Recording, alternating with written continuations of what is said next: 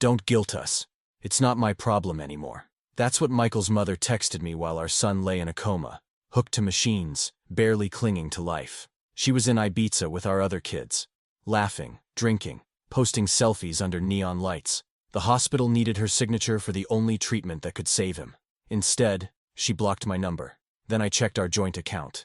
Emptied. She'd used Michael's college fund for beachfront suites. I sat alone under those flickering fluorescent lights, watching the clock eat my son's chances. But what she didn't know is, I still had one move left. And I wasn't going to miss. My name is Mark Carver, and I'm 45 years old. I work double shifts at Henderson's warehouse, where the fluorescent lights make everything look washed out and tired.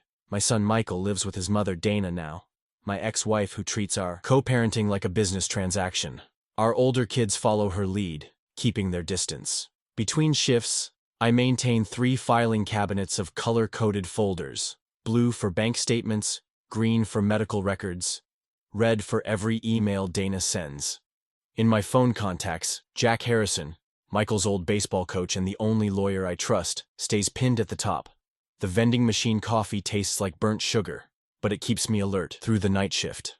My hands are cracked from the work, but they still write down every detail of Michael's schedule, every receipt, every conversation, every promise made or broken. But let me start from the beginning. The call came just before midnight. I was sorting invoices when my phone lit up with an unfamiliar number. Ever notice how bad news always rides in on strange area codes? Mr. Carver, this is Memorial General. Your son, Michael, has been in an accident. The words hit like ice water. I heard tires screeching in my head, metal crumpling, glass breaking. My hands went numb as I fumbled for my keys, nearly dropping them twice before I made it to my truck. The emergency room smelled like industrial cleaner and fear. They led me through double doors into the ICU where machines were doing Michael's breathing for him. Tubes and wires everywhere, each one keeping him tethered to life. The attending physician, Dr. Chen according to his badge, spoke in that careful way doctors do when they're measuring every word. He sustained severe trauma in the collision, he explained. Right now, the life support systems are maintaining his vital functions while we assess the extent of his injuries. Life support. The phrase landed like a brick in my gut. You know those moments when your world shifts and nothing looks quite the same after? This was one of those. How long? I managed to ask. The next 48 hours are critical, Dr. Chen said. We're monitoring him closely. I moved into the waiting room that night, folded my jacket into a makeshift pillow on those hard plastic chairs. You ever tried sleeping sitting up?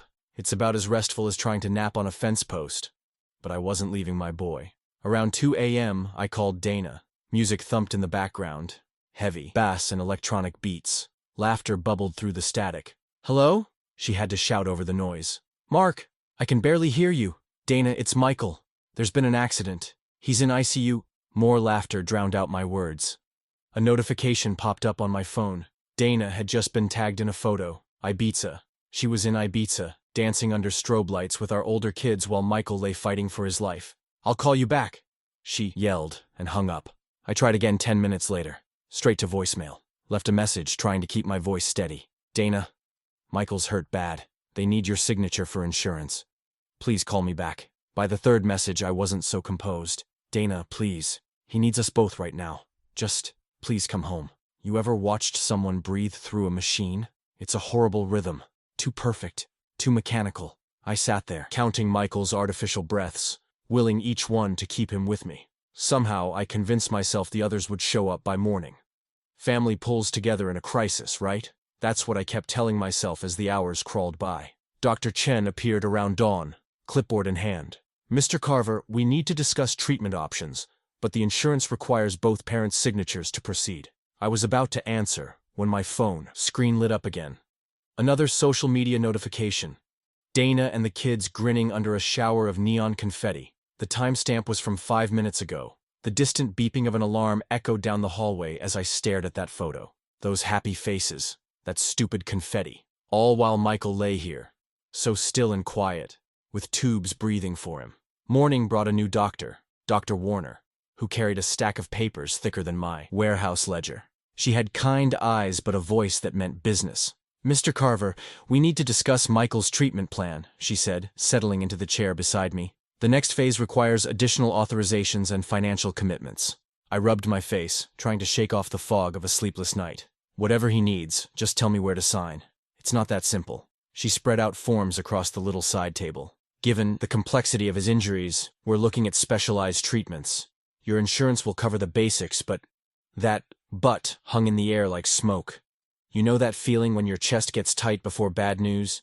Yeah, that's exactly how it felt. I pulled out my phone and snapped a photo of Michael's hospital wristband, sent it to Dana with the message, "Your son needs you." Then I tried calling again and again. Ever watch those little dots spin while a message is delivering? I must have stared at them for an hour. Finally, one message popped up. "Don't guilt us. It's not my problem anymore. Not her problem." My stomach twisted into knots as I read those words over and over. Remember when you were a kid and something hurt so bad you couldn't breathe? This was worse. Dr. Warner kept talking, her pen tracking across columns of numbers that made my head spin. This tier of treatment. This specialist. Physical therapy later. Each item had more zeros than my paycheck could handle. What about my older kids? I tried calling them next. You'd think they'd care about their brother, right? "Dad, these bookings are non-refundable," my daughter Sarah complained. "We've been planning this trip forever. My son Tommy wasn't any better. We just need a break, okay? Stop trying to make us feel bad."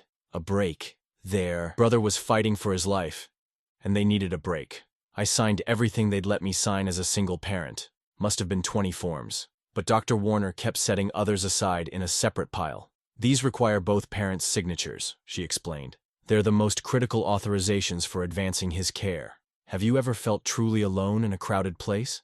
I spent the next few hours walking those hospital corridors, passing other families who took turns sleeping in chairs, bringing each other coffee, sharing the load.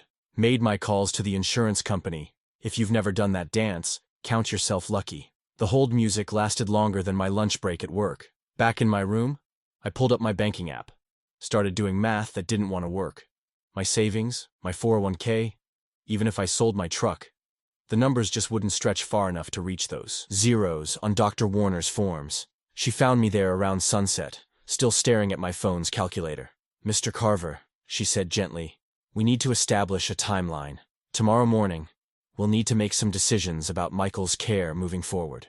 She circled a time on tomorrow's schedule sheet. Just like that, we had a countdown.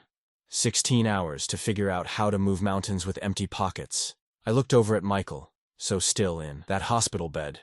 The machines kept their steady rhythm, but all I could hear was Dana's voice. Not my problem anymore. Back in Michael's room, I pulled out my worn notepad, the same one I used for tracking warehouse inventory, and started making lists. Had to write small to fit everything on one page. Assets, debts, things I could sell. Numbers don't lie, but sometimes you wish they would. My truck was first on the list. That old Ford had hauled Michael's little league equipment for years, carried overtime tools, moved us after the divorce, still had one of his baseball caps wedged under the seat from our last practice. You ever notice how the things that matter most are worth the least on paper? "I can give you 12,000, the dealer said, not even looking up from his computer. "As is. Cash offer." I remembered paying 23 for it, but desperate men don't haggle. By 11 that morning, I was walking out with a check, my tools stuffed into a duffel bag. Had to call a cab to get back to the hospital. The pawn shop was next. Ever been in one of those places? The fluorescent lights make everything look cheap, even memories. My father's watch sat heavy in my palm. Gold face, leather band worn smooth from 30 years of wear. Dad gave it to me when Michael was born. "Time's the one thing you can't buy back," he'd said. Turns out you can. It's worth about $2,000 under buzzing lights. "Receipt number 47293, the clerk droned, sliding a pink slip across the counter. 30-day hold. I rushed the money to the hospital billing office, where Mrs. Chen typed numbers into her computer with nail-polished fingers. She'd started looking at me different after the third visit this week, like she was seeing a drowning man paddle. "This buys you through the weekend," she said, printing a receipt. "But Mr. Carver," she tapped her screen. "The new lab work from this morning? It's not included here. The balance is already higher," I finished. My throat felt like sandpaper. "I know, I'll have more tomorrow." Know what the worst part of a hospital is? Not the smell, not the lights. It's the whispers. I heard them as I walked back to Michael's room. Two nurses comparing charts outside his door, showing small improvements initially, but they've stalled. Might need to adjust the treatment plan. If they can't secure additional funding. I slipped past them into Michael's room. The machines kept their steady beeping, but something felt different, heavier. I took his hand, the one without the IV. careful not to disturb the tape and tubes. His skin felt cool through the plastic glove they made me wear. "I've got this, buddy," I whispered. "Just hang in there. Dad's got a plan, but plans need fuel, and all I had left was a vending machine dinner. Ever try to make a meal out of pretzels? They taste like dust when you're eating them alone at midnight." I spread my notepad on the windowsill, drawing up a schedule that looked more like a puzzle. 2 hours sleep here, maybe 3 there. Time to call insurance squeezed between doctor rounds. Every minute had to earn its keep now. The night nurse, Rita, brought me a printout before her shift ended. "Billing asked me to give you this," she said softly. The paper was still warm from the printer, stamped in red. "Projected charges. Revised." I stared at that number until it burned into my brain. They'd added a comma since yesterday. Tomorrow's review with Dr. Warner wasn't just a meeting anymore. It was a deadline. I looked at Michael, remembering how he used to count ceiling tiles when he couldn't sleep. Now I was doing the same thing, but I was counting dollars instead. 3 weeks in, and time started playing tricks on me. You know how a minute can stretch like taffy when you're waiting for bad news? That's what every hour felt like now. The morning started with a yellow sticky note on Michael's chart. Ethics Committee Review, 10 a.m. I'd seen enough medical dramas to know that when ethics gets involved, someone's running out of options. Probably me. Dr. Warner met me in Conference Room B, one of those sterile boxes where even good news feels heavy. The wall clock ticked so loud it made my teeth hurt. Ever notice how hospital clocks always seem to run slow, like they're dragging their feet through molasses? "Mr. Carver," he said, sliding a folder across the table. "We need to discuss Michael's next phase of treatment." I flipped through pages dense with medical terms and legal footnotes. Policy numbers, consent requirements, parental authorization protocols. Read it twice, but it didn't get any better the second time. "Bottom line it for me, Doc." He leaned forward, clasping his hands. "The next procedure requires joint parental consent. It's hospital policy for interventions at this level. We can't proceed with just your signature." My mouth went dry. "But I'm his father. I'm here. I understand. But our ethics guidelines are clear. Both parents must authorize when available, or we need a court order superseding." Dana won't even answer her phone. The words came out sharper than I meant them to. "I'm sorry, but medical necessity has specific legal thresholds. Without Mrs. Carver's authorization," he trailed off, letting silence fill in the rest. I pulled out my phone right there, dialed Dana's number.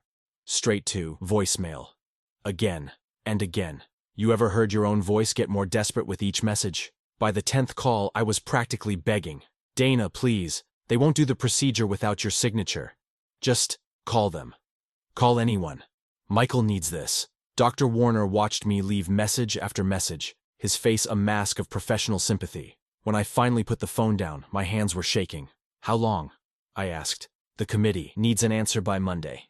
He slid another form across the table. "These are the risks if we maintain current support levels without escalating treatment." The medical terms blurred together, but words like deterioration and permanent damage jumped off the page. The floor seemed to tilt under my feet as everything I'd been fighting for started slipping away. Back in Michael's room, the ventilator kept its steady rhythm. Hiss, click, hiss, click. I found myself counting the beats, wondering how many more we had left before Monday, wondering what silence would sound like. I dropped into my chair, the one I'd molded to my shape over these 3 weeks, and grabbed a napkin from my lunch tray. Wrote 6 words that felt like a lifeline. Find another way before Monday. Looking at Michael, tubes snaking from his arms, chest rising and falling with borrowed breath, I understood something that hit harder than any diagnosis. I couldn't fail. Not now. Because this wasn't the kind of failure you got to try again from.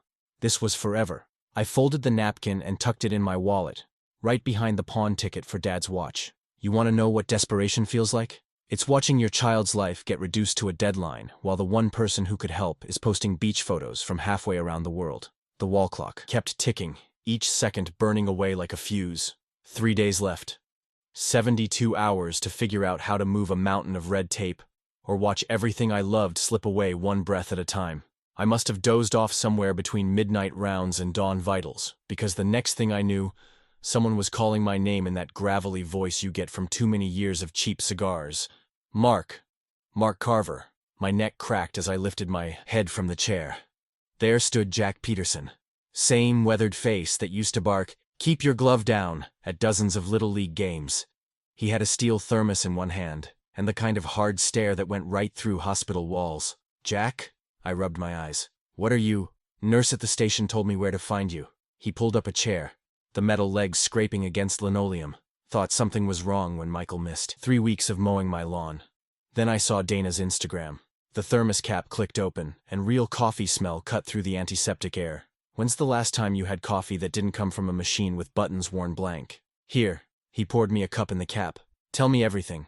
Not the sugar-coated version. So I did. Laid it all out bare. The accident, the machines keeping Michael breathing, Dana and the kids living it up in Ibiza while I sold everything that wasn't bolted down. Showed him the text messages, the social media posts, the mounting bills. My voice cracked when I got to the ethics committee's deadline. Jack didn't interrupt once, just listened with his jaw getting tighter by the minute. When I showed him Dana's "not my problem" text, something dangerous flickered in his eyes. Give me your paperwork, he said finally. All of it. I dug out the folder I'd been carrying everywhere. Medical forms, insurance documents, hospital policies, everything with a signature line or a dollar sign. Jack spread them across the small table like he was dealing cards. You know how some people just have a gift? Jack read contracts like I read traffic signs. His finger tracked down pages, pausing here and there while he muttered under his breath. Started marking things with a highlighter he pulled from his pocket. They've got you so focused on the medical maze you're missing the money trail, he said, circling something in yellow. When's the last time you checked your joint accounts? I blinked. What?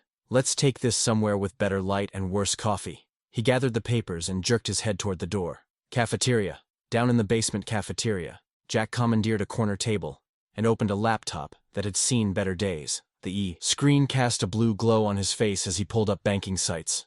Login information, he said. Everything you and Dana shared, credit cards too. While I recited passwords, I noticed his hands, steady as ever, like when he used to demonstrate proper pitching grip. Pushing 80, but age had just made him more patient. Well, mostly patient. That woman, he muttered, shaking his head at Dana's text again, always did have ice where her heart should be. His fingers moved over the keyboard with surprising speed. Divorce decree? I dug it out of the folder, wrinkled from 3 weeks of being carried everywhere. Here's what we're going to do, Jack said, eyes still on the screen. I'm going to trace every dollar that's moved in the last month. You're going to stay with Michael. Keep him fighting. I'll handle the paper trail. He looked up finally, and I saw the old coach who used to turn losing teams around mid-season. First we find the leak. Then we plug it. After that, he tapped the divorce decree. We make some people remember what responsibility means. I felt something in my chest unlock, like taking your first real breath after being underwater too long. For 3 weeks, I'd been throwing myself against walls.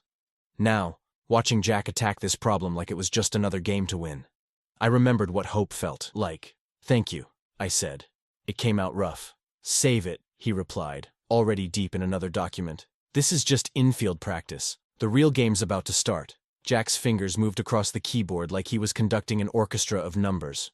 Ever watch someone who's really good at what they do just work? It's something else. Pull up your chair, he said, turning the laptop so we could both see. Let's follow the money. The cafeteria had emptied out, just us and a janitor pushing a mop in lazy figures of 8. The fluorescent lights made everything feel like 3 in the morning, even though the clock said it was barely past noon. Start with the joint accounts, Jack said. What's the normal pattern?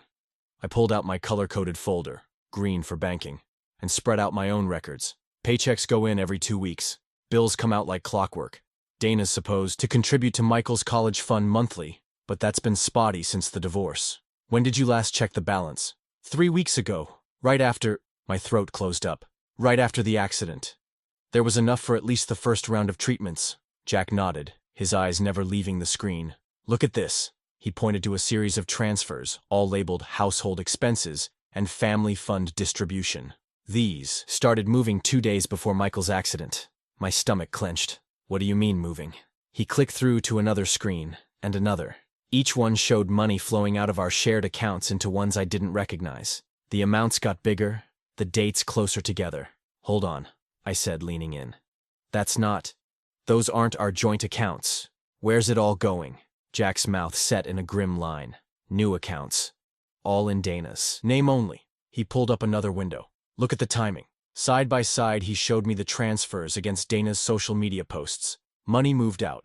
Resort bookings went in. Funds disappeared. Plane tickets appeared. Every swipe that was bleeding our accounts dry matched perfectly with their Ibiza spending spree. You know that moment when you realize you've been played? When the sucker punch you never saw coming finally lands? But she can't, I stammered. The divorce decree, already ahead of you. Jack pulled out the decree, pointing to highlighted sections. Joint assets require mutual consent for any significant reallocation. She's in breach. Multiple breaches, actually. He started screen sharing his desktop, building a timeline in a document. Each entry was a knife in my gut. Dana opens solo account. Dana transfers joint funds. Dana books international travel. Dana ignores emergency medical notifications. Print everything, Jack ordered, pushing a stack of sticky notes my way. Mark every transaction ID. Note every timestamp. We're building a paper trail that'll hold up anywhere. My hands shook as I worked the printer in the corner. Each page felt heavier than the last as the evidence piled up. What I thought was our safety net, Michael's safety net, had been quietly vanishing into Dana's private accounts. There's a legal term for this, Jack said, his voice hard as granite. Conversion. It means taking what isn't fully yours and using it like it is. She's not just spending money, Mark. She's stealing it. From you. From Michael. I stared at the numbers until they blurred. Remembered pawning my father's watch while Dana ordered champagne on a beach. Remembered selling my truck while she posted selfies from a yacht. This is the case, Jack said, quietly.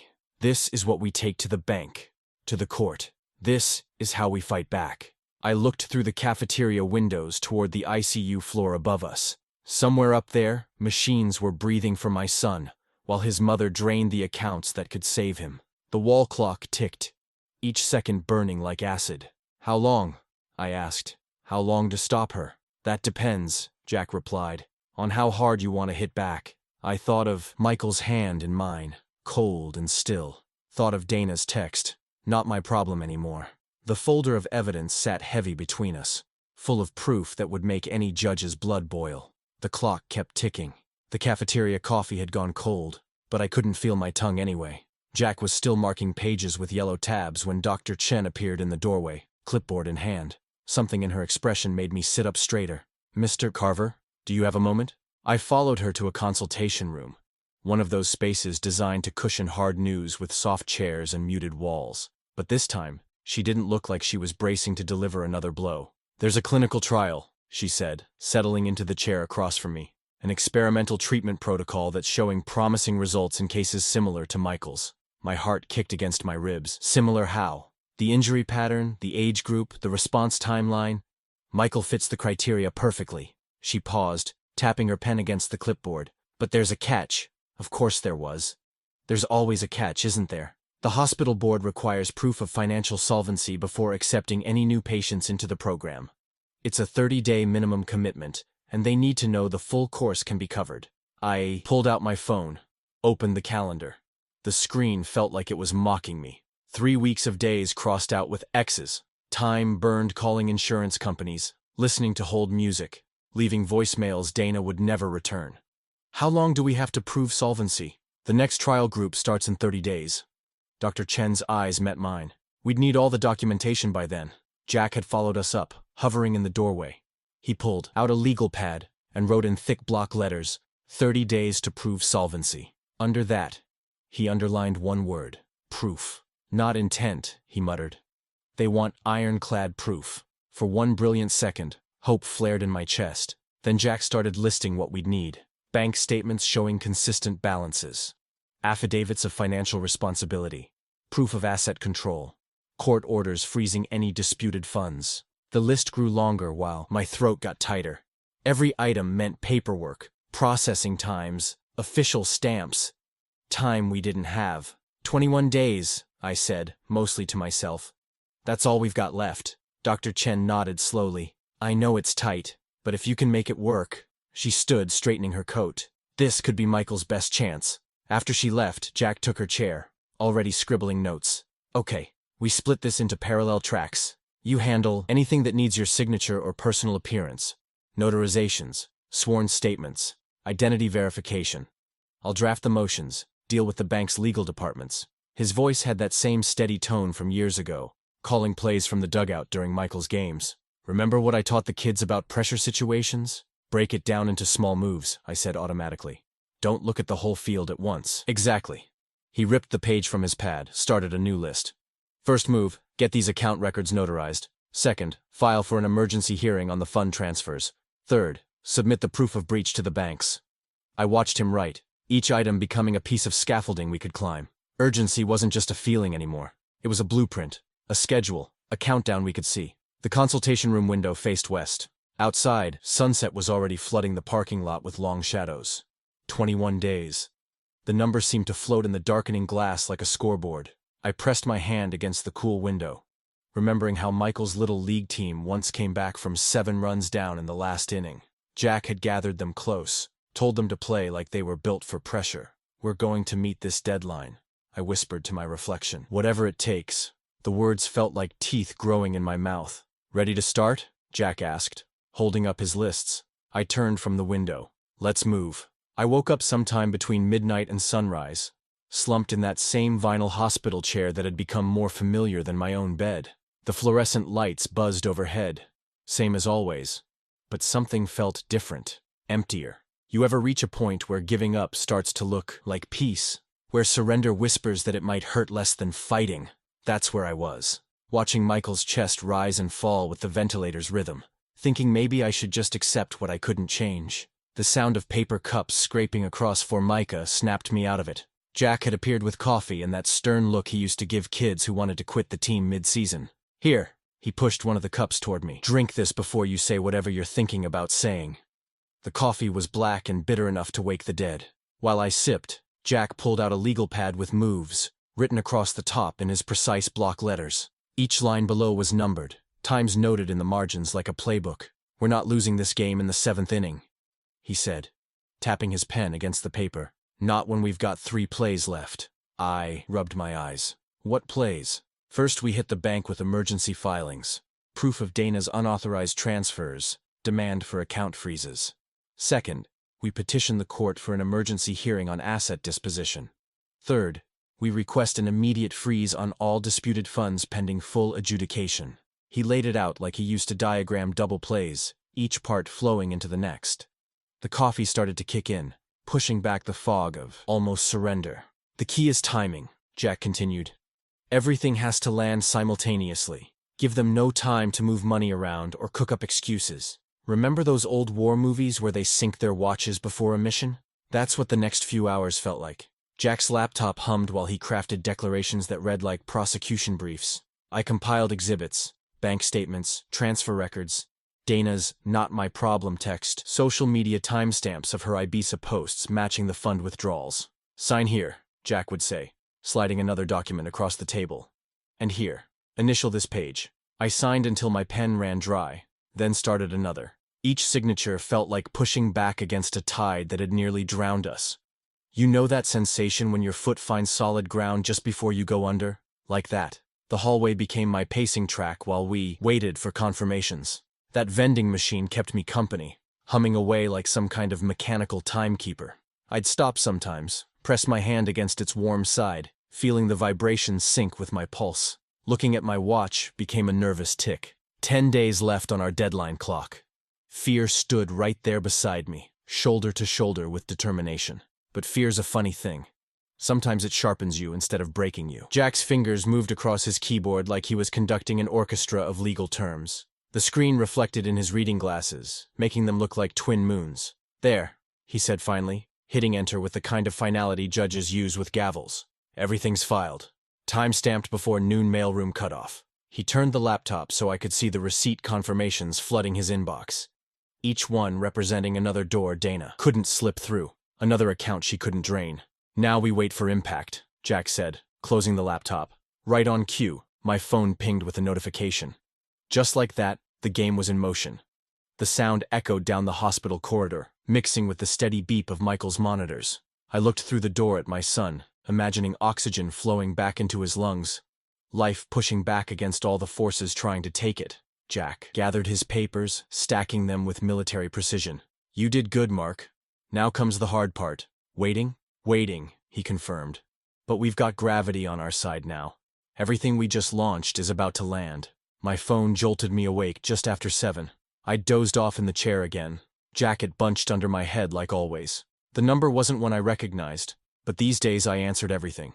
Mr. Carver? A woman's voice, crisp and professional. This is Sandra Mitchell from First National's Compliance Department. We're calling regarding the emergency petition filed yesterday. My heart kicked into gear. You ever notice how some moments feel like they're happening in slow motion? This was one of those. We've implemented a provisional freeze on the accounts you flagged, she continued. Pending tomorrow's hearing, all associated cards and transfer capabilities are suspended. I pressed the phone harder against my ear. All of them? Even the overseas ones? Yes, sir. The freeze is comprehensive. There was a pause. Then, we take allegations of unauthorized fund conversion very seriously. When I thanked her, my voice came out steadier than I felt. Funny how revenge can do that. Settle you right down when you should be shaking. I pulled up Dana's social media feed. Hadn't looked at it in days. Her latest post showed some sunset beach party. All cocktails and designer sunglasses. But the comments section? That was something else entirely. Someone had connected the dots between her vacation spree and Michael's situation. The screenshots were spreading faster than a summer wildfire. Living it up while your kid's on life support? How do you sleep at night? Mother of the Year material right here. I hadn't posted a word about any of it. Didn't have to. The truth has a way of finding daylight all on its own. My phone buzzed again. Jack this time. You see the notifications? He asked without preamble. Yeah. Bank called too. Freeze is in place. Good.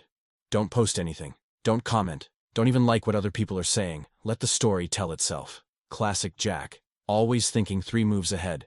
Remember those old westerns where the sheriff doesn't draw first? That was Jack's style all the way. Bank scheduled the hearing for tomorrow at 2, I told him. Sent me some forms to fill out.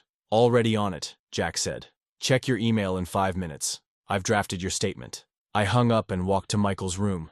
The morning shift nurse was checking his vitals, making little notes on her tablet. She gave me a smile. The real kind, not the professional one. Someone brought in yesterday's paper, she said, nodding toward the bedside table. Sports section's on top. That hit me right in the chest. Michael and I used to do this every Sunday. Sprawl across the couch with the box scores, arguing about batting averages and ERA calculations. I picked up the paper, pulled my chair close to his bed. All right, kiddo, I said, unfolding the pages. Let's see how the Tigers did. I read every score, every stat line. Somewhere in the middle of the National League roundup, his finger twitched. Might have been reflex, might have been more. Either way, I kept reading.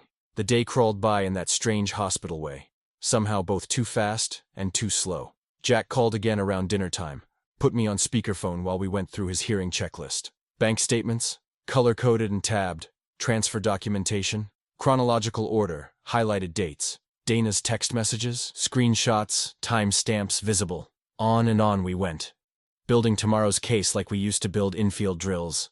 One piece at a time, everything in its place. I stood at the window as we finished up, watching the hospital parking lot empty out for the night. The clock on Michael's wall kept its steady rhythm. The same clock that had counted down so many bad hours was now ticking toward something better. Get some sleep, Jack said finally. Tomorrow we show the bank exactly what they need to see. I looked at my son's reflection in the window glass. One validation hearing stood between us and the treatment authorization. One more game to win. Ever walk into a room knowing the next hour will change everything? That's how it felt stepping into the bank's corporate conference room. My binder was so stuffed with tabs and highlighter marks, it looked like a rainbow had exploded inside it. Jack moved like he owned the place. All confidence and crisp suit lines. Me? I was still in my warehouse clothes, but I'd scrubbed my hands raw and ironed my cleanest flannel. Sometimes being honest means looking exactly like who you are. You remember that coffee shop where Michael used to study? I whispered to Jack as we took our seats. The one with the oversized chess tables? Focus, he muttered. But I caught his slight smile. We both knew why I was thinking about it. That's where we'd first planned his college fund. The same money Dana had drained for beach parties. The bank's counsel sat across from us, thin reading glasses perched on his nose. Next to him, the adjudicator opened her laptop with practiced efficiency. You could smell the authority in the air, like fresh printer paper and expensive pens. Jack laid out our case like he was building a house. Foundation first, then walls, then roof. Every document had its moment, every number told its story. The timeline of transfers unfurled across the table, each one highlighted in angry yellow. As you can see, Jack said, pointing to a particularly damning spreadsheet, these movements occurred without joint authorization, in direct violation of Section 4.3 of the Divorce Decree. The bank counsel leaned forward, frowning at the math. Numbers don't lie. And these were screaming the truth. Furthermore, Jack continued, the timing of these transfers correlates precisely with the Ibiza expenditures. The adjudicator finished, nodding. Yes, I see the pattern. My hands were steady as I passed over Dana's text messages. The one that said, "Not my problem anymore," sat right on top, like a confession in blue bubbles. The adjudicator didn't waste time with deliberation. Sometimes justice knows exactly where it needs to land. The freeze is affirmed, she announced, typing rapidly. Control of the disputed funds will revert to Mr. Carver, given the clear evidence of unauthorized conversion. She looked at me over her glasses. Do you have instructions for the funds? Yes, ma'am, I said, pulling out the hospital's payment details. Every penny goes to my son's treatment. The printer hummed to life, spitting out the order in triplicate. Each signature felt like a key turning in a lock. Jack grabbed my shoulder as we stood. Let's move fast, he said. Branch manager's expecting us. You know those moments when everything finally breaks your way? When I walked into that branch manager's office, that's what it felt like. Every transfer, every confirmation number, every clicked button was putting things right. Treatment authorization for Michael Carver, I said into my phone, pacing the manager's office while she processed the transfers. The hospital billing officer on the other end was typing just as fast as I could read numbers. Payment confirmed, she said. I'm looking at it right now. Full amount received. My knees almost buckled. What's next? Dr. Peters can begin tomorrow morning. We have a 6 a.m. slot available. Take it, I said immediately. We'll be there. I texted Michael's nurse before the elevator doors even closed. Treatment approved. Starting tomorrow 6 a.m. She replied with a thumbs-up emoji. Somehow that simple response meant more than any formal medical document. The night shift was just starting when I made it back to Michael's room. I pulled his receipt from my pocket, the one with all those zeros finally working in our favor, and sat in my usual chair. His nurse came in, checked his vitals with practiced hands. Good news travels fast around here, she said, smiling. Be ready at 6, Dad. Tomorrow's a big day. I looked at my son's face, peaceful in the dim light. For the first time in weeks, the monitor's beeping didn't sound like a countdown. It sounded like a promise. Dawn broke over the hospital like watercolor bleeding across paper. You ever notice how morning light hits different when everything's on the line? It was 5:45 a.m., and I was watching those first rays paint stripes across the ICU floor, counting minutes like heartbeats. The treatment cart rolled in at exactly 6, all chrome and purpose, pushed by a nurse who moved with the kind of focus you want to see when someone's handling your kid's life. Behind her, Dr. Peters carried a tablet and what looked like a novel's worth of forms. Mr. Carver, she said, pulling up a chair. Let's go through this one more time. Remember those baseball games where Michael would look to the dugout before every big pitch? That's what this felt like. Coach's signals before the game-changing play. Dr. Peters walked me through the protocol, each step laid out in careful detail. I initialed pages until my hand cramped, but that was nothing compared to what we'd been through to get here. Last signature, she said finally, turning the tablet toward me. Then we begin. I signed my name and remembered doing the same thing on Michael's Little League registration all those years ago. Funny how some moments echo. The nurse started the IV drip while I took my spot in that chair, the one that knew the shape of my worry better than any piece of furniture should. You could probably find the outline of my shoulders worn into that vinyl like tree rings marking time. First phase will take about 40 minutes, Dr. Peters explained. Watch for any changes, even small ones. Every response matters. I held Michael's hand like I used to hold his bat when teaching him to bunt. Gentle but present. The machines kept their steady rhythm, and I found myself counting breaths against the beat. 1, 2, 3, like marking time in the batter's box. My phone buzzed. Jack's message lit up the screen. Proud of you. Something caught in my throat reading those words. I tucked the phone away quick. This moment wasn't about me or Jack or anyone else. It was about the smallest movements in Michael's face, the tiniest shifts in those monitors. 20 minutes in, I noticed his eyelids flutter. Just a whisper of motion. Could have been nothing. But when you've watched someone as long as I had, you learn to read the finest print of hope. Then I felt it, the smallest pressure against my palm, like a pitcher testing his grip. I almost didn't trust it at first. But there, it was again, Michael's fingers tightening on mine. Nurse, I called, trying to keep my voice steady. His hand, she was there in seconds, Dr. Peters right behind her. They moved with controlled urgency, checking readings and making notes. Everyone stay quiet, Dr. Peters ordered, leaning over Michael. Give him space to find his way back. The room went still as church. Even the machines seemed to hold their breath. I kept my hand where it was, offering Michael an anchor if he needed one.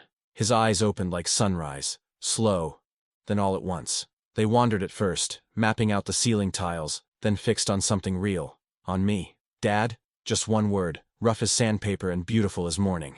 I'd heard him say it 1,000 times before, calling from the backyard, yelling from the dugout, laughing over breakfast, but never like this, never with so much weight behind it. Dr. Peters stepped forward.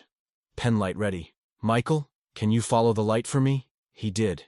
His movements careful but clear. Each response was a gift being unwrapped in slow motion. I sat there, still holding his hand, watching my son find his way back to the world. Baseball taught us both that the biggest moments often come down to the smallest moves. A perfect bunt, a stolen base, a father's grip saying everything words can't. 4 months after that, first word, Dad. I walked Michael out through the hospital's main doors. The same doors I'd rushed through that midnight when tires screeched and sirens wailed. But this time, we moved at our own pace. Discharge papers tucked under my arm like a playbook. Ever notice how hospital air has its own taste? That antiseptic sharpness that sticks to your clothes? The morning breeze hit us both like a wake-up call, fresh and clean and full of promise. Michael's shoulder bumped mine as we paused on the steps. Ready? He asked. I nodded, but took another moment just to stand there. You don't rush the good moments. That's something baseball taught us both. The last few months had played out like a slow-motion replay of karma finding its mark. Dana's freeze-out in Ibiza was just the opening pitch. The bank's investigation turned up every creative bit of accounting she'd done, every dollar she'd moved without authorization. The court didn't take kindly to that kind of financial sleight of hand, especially not when it involved abandoning a critical care patient. Here's the thing about paper trails. They don't care about excuses. Every transfer, every timestamp, every ignored call for authorization built a wall of evidence she couldn't charm her way around. The judge's findings read like a prosecutor's dream, but the legal hit wasn't even the hardest fall. You know how social media works these days. Someone always knows someone who knows the real story. Those party photos from Ibiza started looking different once people connected them to Michael's hospital bracelet. Nobody had to say a word. The timeline spoke for itself. Those "living my best life" captions aged like milk in August. I never posted a thing about it. Didn't have to. The truth has a way of finding daylight on its own. Check it out, Michael said, nodding toward the parking lot. Coach Jack's here. Sure enough, there was Jack's old Ford, idling in the pickup lane. He'd been rock solid through all of this, showing up for physical therapy sessions, bringing actual food when the vending machine diet got old, keeping me focused when the legal gears ground slow. Life had settled back into a rhythm I recognized. Back to warehouse shifts that didn't end in hospital vigils. Back to takeout dinners at a real table instead of balanced on my knee in the ICU. We even made it to a couple ball games last week, just sitting in the stands like regular folks, Michael critiquing pitch selection like he used to. I reached for my wallet. Not for money, just checking it was there. That old pawn ticket, creased and faded now, still tucked in the back slot. Never did redeem it. Some things are worth more as reminders than replacements. You still got that thing? Michael asked, spotting the ticket. Some souvenirs you keep, I said, sliding it back in place. We started down the steps, Michael moving careful but steady. The sun felt good on my face after all those fluorescent months. Halfway down, he stopped. Hey, Dad? Yeah? Thanks for not giving up. My throat got tight. I looked out across the parking lot, buying time to find my voice. Man's worth shows in what he refuses to abandon, I said finally. Michael nodded like he understood exactly what I meant. Maybe he did. Sometimes the hardest lessons leave the clearest marks. Jack honked once, short and friendly. Time to go. We made our way down the last few steps, leaving behind the beeping monitors and antiseptic air, walking towards something that felt a lot like normal. You want to know the funny thing about second chances? They don't announce themselves with trumpets. They just show up quiet, wrapped in ordinary moments like a sun's shoulder against yours on a sunny morning, heading home.